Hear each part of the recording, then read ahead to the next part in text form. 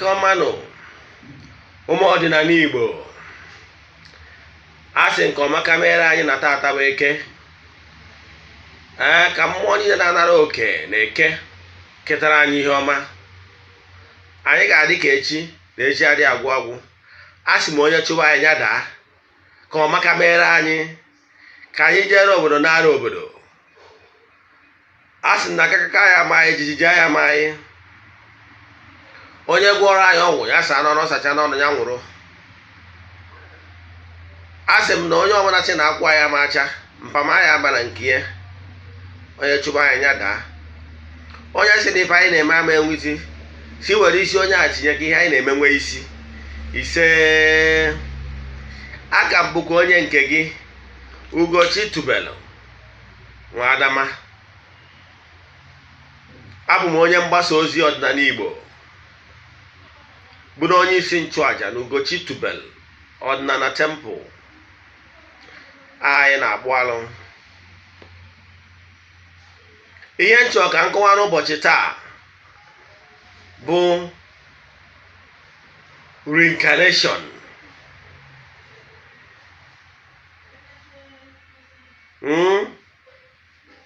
na iyi ụwa mmadụ.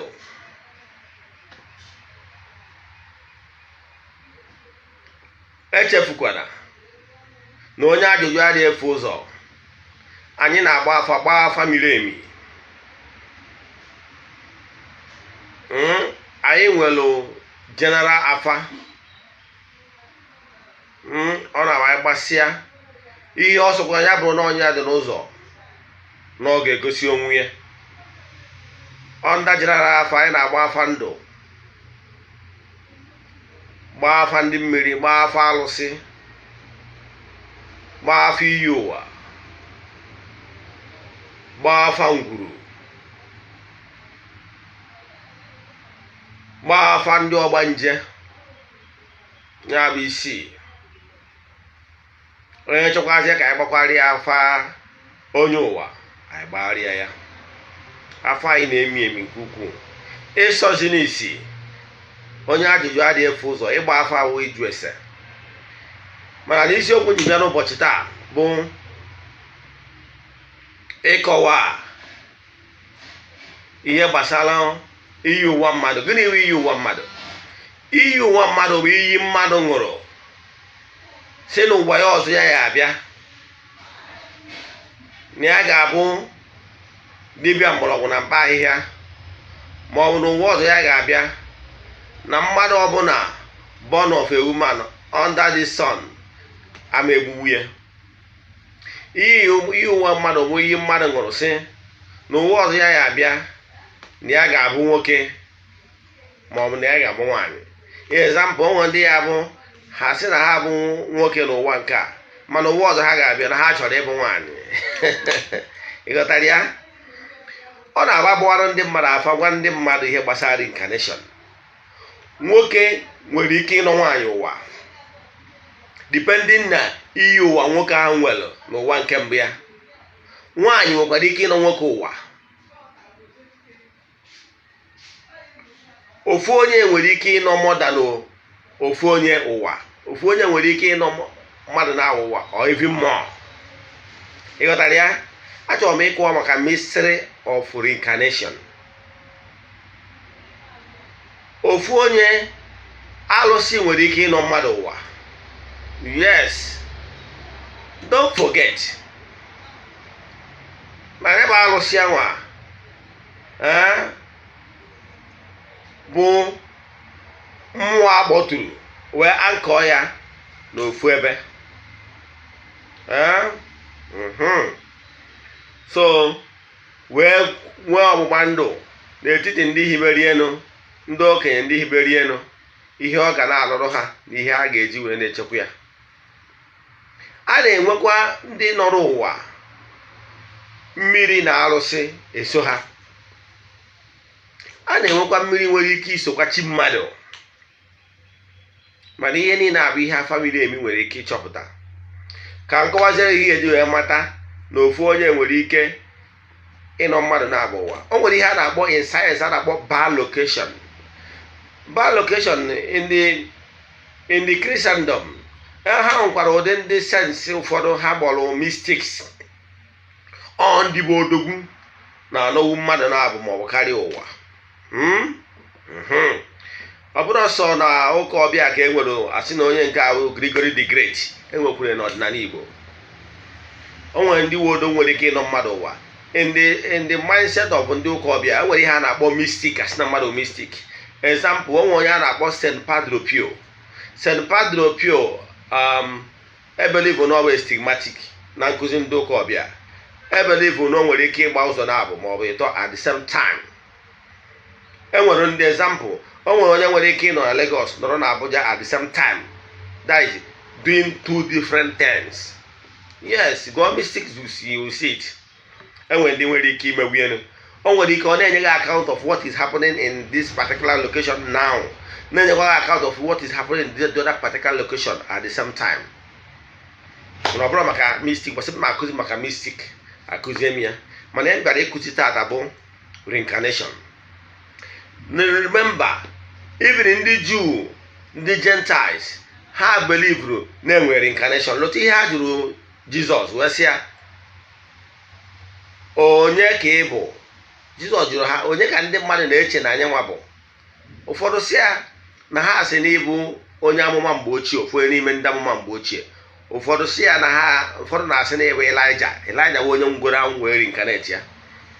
O wee sizie okekere ihe ụnụ onwe unu na-eche. Ihe nna-achọ iweta ebe a bụ, ọ bụrụ na reincarnation adịrọ, ọ kara ịsị ha na enwere ihe dịka reincarnation. Ọ ga-eji opportunity a wee correct that impression bụ impression ndị Jew nweburu gboo. John the Baptist kpata ha ji wee jekwuye si ya onye ka ọ bụ, ma ọ bụ Elijah chigatara azụ. Ịghọtara ya? So ndị Jew believe bido tata wee ruo nwanne echi na enwere ihe a na-akpọ reincarnation. Na mmadụ na-abịa ụwa ọzọ. Ka mmakwa arụghị atụ, ndị Yoruba makwa na enwere ihe a na-akpọ reincarnation. Onye ka ha ji aza Babatunde. Babatunde means nna m abịa chigha azụ, nna m abịa. Na Baba has returned. Ndị Igbo gbegburu believe kwano na nna mmadụ na-emecha chigatakwa azụ, dịkwa ọzọ. Onye ka ndị Igbo ji aza afa dịka a na-aza ya dịka nna m ụdịrị na nna m actually dịkwa ndụ nọ na-achịta. Ụfọdụ ndị saịdị a na-edo Nnewi a na-aza nna abịa. Ịghọtara ya? So ndị Igbo nọ ndị Igbo beda mmadụ na-anụ ụwa. Then ekụwago m sị na mmadụ na-anụ ụwa multiple times. No human spirit ga-ebicha will be perfect in one single earth life. Onwere any human being emere allocate one single earth life. Kama na number of earth life mmadụ ga-abịa wee face the total annihilation or total blessing, upliftment, dependere. Enwere ndị nwere ike ịwụ na ha ga-abịa 2, 3 times, 4, 5 times. Dependere na aha onye anwa na-ebi. Onwe ndị ya abịa na nwe ike ọbịa na nka example na allocated gị na ị ga-anọ na total earth life ga-ahụ 500 years. I wee bịa 5 times bịa 100 years. Then a man at that 5 times, the 51 will be your last chance. After that 50 chance, ọ bụrụ na i biro ndụ wee perfect onwe gị ka i wee sonye n'otu ndị ichie as a perfect human spirit, ka i wee sonyezie na ndị na-ejere Chukwu na mmadụ ozi, decision makers, then i face ihe na-akpọ total annihilation, total destruction. Onye ahụ okwu ahụ ekwu na Bible asị nọ i face ọnwụ nke ebighị ebi, ọnwụ nke na n'iyi. Efichapụ afa gị na the book of life, meaning in creation you are no longer exist, both in the spiritual. Ụfọdụ ngwa ndị nwere ike ịdị m otuto ha bụrụla something like a tree in a compound, ebe a ga na-eri ube mma as punishment anọkọta egbukapụ aka ha. Mana nke awụ another teaching ndị kwara onwe gbasara mma ekuzi gbasara spirituality. Mana ihe na-achọ ịkọwa bụ na reincarnation nwere onye nwere allocate na ọ ga-abịa 6 times. O dependere onye a nwere ike ọbịa na nke obie 80 years, ọbịa na nke obie 100 years, ọbịa na nke obie 30, ọbịa na something like that till o complete the allocated time. But o nwere onye ma the time or how many times ọ bịagoro, unless few individuals nwere ike inyewu account. Enwere few individuals in the world nwere ike inyewu account who they are in the previous earth life, but ha dị few in the world today. Now, because ihe kpatara na ọma dị etu a bụ na what is human spirit is the core, the spirit ndị n'ime mmadụ. Mana ebe a na-astọ enwere frontal brain and back brain. Ebe a na-astọ the intellectual understanding of academics. Example, na a professor is in the brain, which is gross material body, physical body. That physical body anwa, the spirit reincarnate n'ime ahụ nwaanyị. Mgbe ọ ga-ewezi ahụ, o were ahụ from ihe o nweta na nne and DNA and whatever, ihe si na lineage ahụ ọ bịa na ya wee form all the ethnic cloak ọ ga-eyi wee bi ndụ n'ụwa. So ọ bụrụ a professor, mgbe ahụ ọ nwụrụ odike na ana, both the intellectual brain and the ọ ga-eji nweta knowledge ihe ọ bụ in this present time wee mana ọwa professor edike ego na ana. So only thing benefit the spirit bụ the spiritual impact earth life obiri previously made na the soul na the spirit bụ ihe ọ ga-ebukwa wee jee reincarnate na the next world. Onye abata na ụfọdụ nwere ka ọ bịa na the next world, ọ na-akpa agwa obere obere nwatakịrị etiri asị na nwa na-akpa agwa so intelligently adịka onye nwa okenye. Ụfọdụ a na-akpa agwa ifo na spiritual power ya karịrị ejie. O depend na how many times o reincarnate goro. So spiritual strength mmadụ a spiritual wisdom mmadụ na-edepend na how many earth life onye a bigoro. Ihe niile ahụ ihe na-enrich the soul, the spirit. Yọtara ya? So mana onye anwado ihe kpatara na ọma amazi who the onye abụ na ihe na ebe a store ya dịka memory card ewepụ the cross material. Yọtara ya? Onye matara mmadụ a na-ama onye ọ bụ ma ugboro one. Unless few individuals bụ mystics ndị e nyere opportunity ka ha fụtụ a little of their who they are and their former earth life. Enwe record ya ndị nwere the ability. Then ụfọdụ na-ajụ kere ihe kpatara ụfọdụ ndị mmadụ nwere ike na-elive in ignorant, na-elive in sin, na-ebi ndụ immoral life, na-agba weekend, na-egbu ndị mmadụ. Ife a na-agara ha, ụmụ ya ndị nwaanyị anụtacha ezigbo di, ụmụ ya ndị nwoke enwecha ego. Mana nwoke a lack nothing on earth, mana ọ bụ ajọ mmadụ na-egbu ndị mmadụ, na-poison ndị mmadụ. Kere ịkpatara Chineke ji wee hapụ ha, ife na-agara ha nke ọma. Akwụkwọ ndị ụka ọbịa nwere ebe o kwere elofugo decoration kịta sị na ngọzi na-adịrị ndị Chineke neghara ya na mmehie ha. Nke bụ eziokwu. Enwere spiritual connection center in the spirituality, in the ethereal world. In the ethereal world, whatever you are sowing now, a na-astọ ya na spiritual connection center in the spiritual realm. Now, ọ bụrụ na whatever you are sowing good seed, a na-astọ ya na store of abundance, store ebe a na-astọ ihe ọma.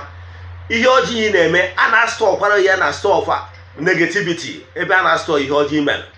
Now, ọ bụrụ na this particular earth life n'ihi na-eso good seed, mana ya previous earth life ibiri ndụ adịrọ mma, i wee dị indebted bụ na in your store of goodies i exhaust gear na store ihe nwere store in the ethereal world bụ store of negative energy, your bad attitude, bad characters email, and they must pay for those misbehaviors. Na this earth life ị ga na-draw na-eripụ ihe ọjọọ ahụ ị nwere na store ka ị ga na-eripụ till ime exhaust of ihe ọjọọ niile anwa ị mere store.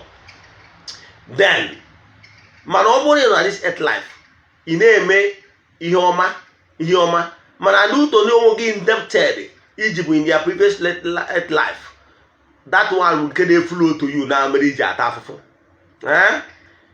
Keep on doing good. Keep on doing that good ị na-eme ga na-eliminate that bad enwere store for you in the spiritual world.